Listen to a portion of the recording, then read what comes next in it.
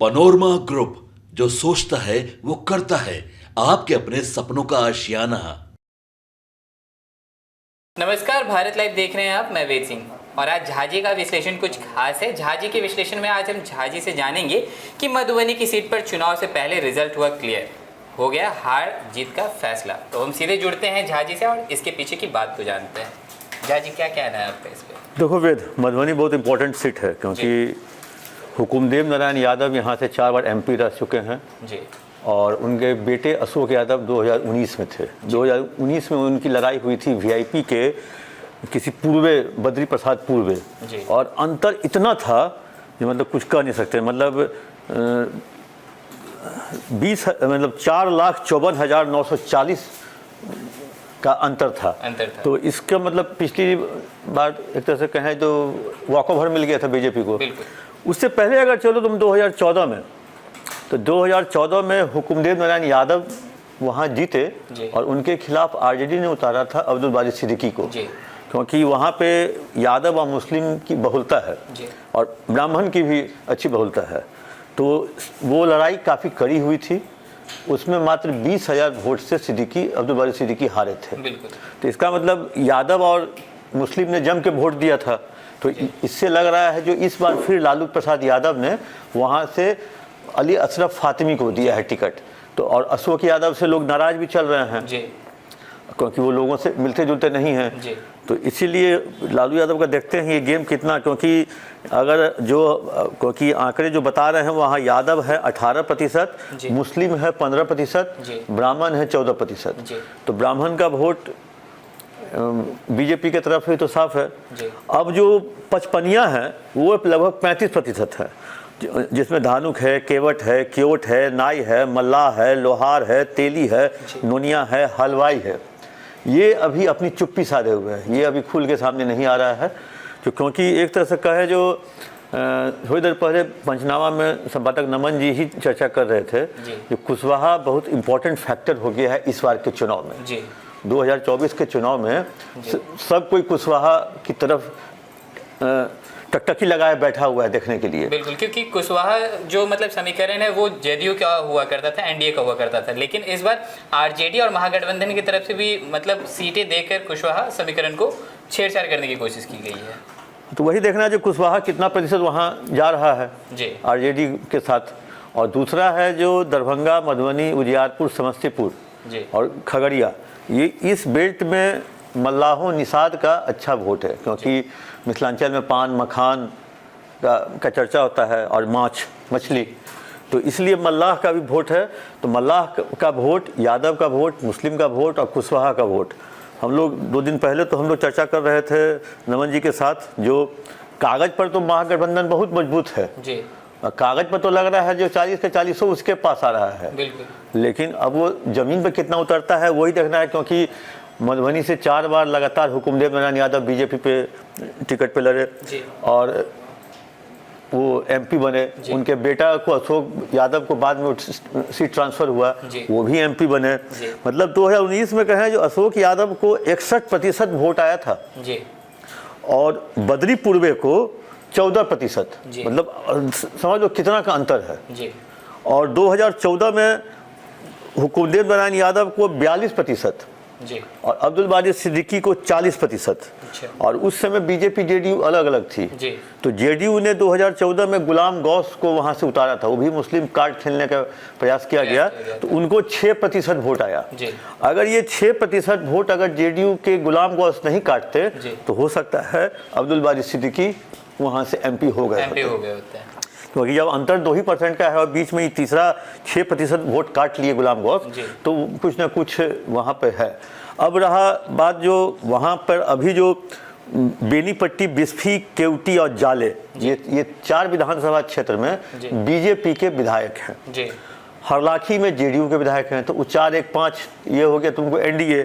एक मधुबनी टाउन में जो आरजेडी के विधायक हैं वो समीर महासेठ, जो शायद पिछली कैबिनेट में उद्योग मंत्री भी थे। तो समीर महासेठ भी आते हैं उसी मतलब बनिया जाति से, वैश्य जाति से, तो उसका कुछ असर तो अब महागठबंधन को मिलता है कि नहीं मिलता है, क्योंकि वो जब वहाँ से आरजेडी से जीत गए तो तब तो लगता है कुछ उनका प्रभाव है। तो इसलिए कहें जो अशोक यादव के लिए इस बार बहुत ही कठिन होगा, क्योंकि अशोक यादव की ये दूसरी लड़ाई है।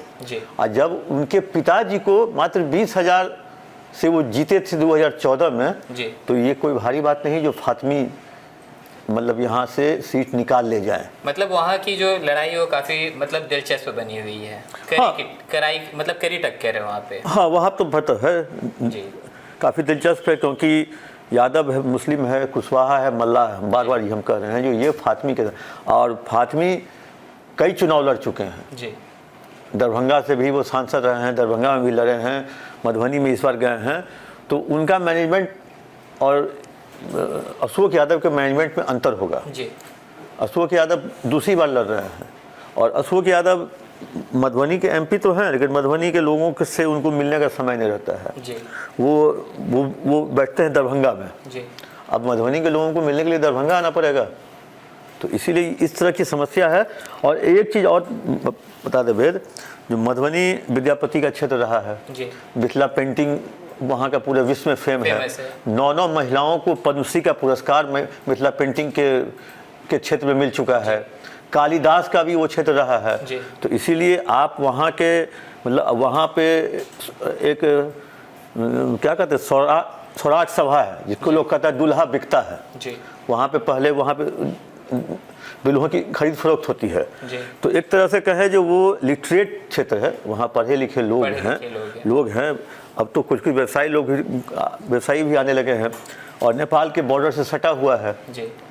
तो नेपाल में भी मधुबनी के लोगों की शादी ब्याह होती है, क्योंकि नेपाल के जयनगर तरफ से जो आवागमन है वहाँ भी मिथिला के लोग हैं।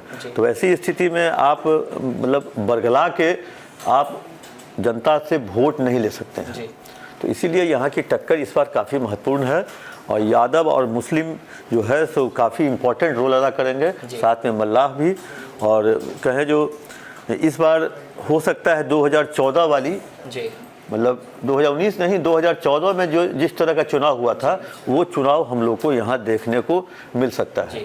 और तो जैसा कि अभी आपने सुना कि झा जी ने किस तरह से बताया कि मधुबनी एक कला का भूमि माना जाता है, मधुबनी पेंटिंग के लिए फेमस है, लेकिन अभी वहाँ पे जिस तरह से चुनाव का जो माहौल बना हुआ है, जातीय समीकरण का जो खेल देखने के लिए मिल रहा है, इस बार तमाम जो एक चीज़ और बता दें जी, ये 1976 में जाके मधुबनी लोकसभा बना जी।